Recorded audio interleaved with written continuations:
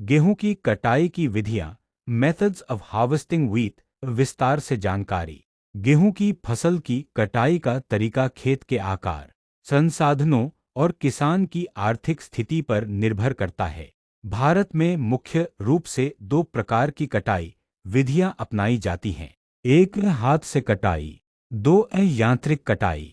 हाथ से कटाई मैनुअल हार्वेस्टिंग, उपकरण हंसिया, सिकल या दरांती।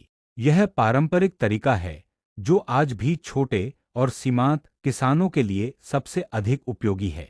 प्रक्रिया, किसान मजदूर हंसिया या दरांती से गेहूं की बालियों को जड़ से काटते हैं। कटे हुए गेहूं को खेत में छोटे छोटे गट्ठों में बांधकर सुखाया जाता है। बाद में इन गट्ठों की मड़ाई, थ्रेशिंग की जाती है। फायदे, एक छोटे किसानों के लिए सस्ती और आसानी से अपनाई जाने वाली विधि।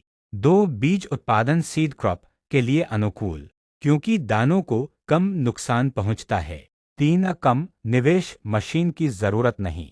नुकसान, एक, श्रम और समय अधिक लगता है, विशेषकर बड़े खेतों में।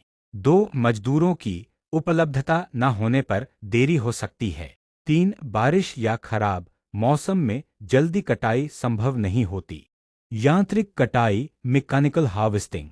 उपकरण, कंबाइन हार्वेस्टर या रीपर। यह आधुनिक विधि बड़े और मध्यम किसानों द्वारा अपनाई जाती है।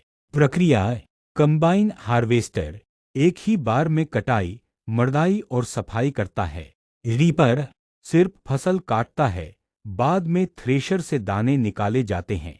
फायदे, एक, समय और श्रम की बचत, बड़े खेत की कटाई कुछ ही घंटों में। दो, मजदूरों पर निर्भरता कम। तीन, खराब मौसम की स्थिति में फसल जल्दी काटी जा सकती है। चार, उपज का नुकसान, ग्रेन लॉस कम होता है। नुकसान, एक, शुरुआती निवेश अधिक, मशीन खरीदने या किराए पर लेने में लागत। दो, ईंधन और मशीन की देखभाल, मेंटेनेंस का खर्च। तीन, छोटे और टेढ़े मेढ़े खेतों में उपयोग कठिन।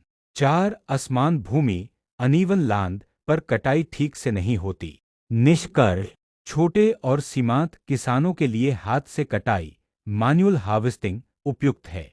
बड़े और व्यावसायिक किसानों के लिए यांत्रिक कटाई, मैकेनिकल हार्वेस्टिंग समय और लागत बचाने वाली है।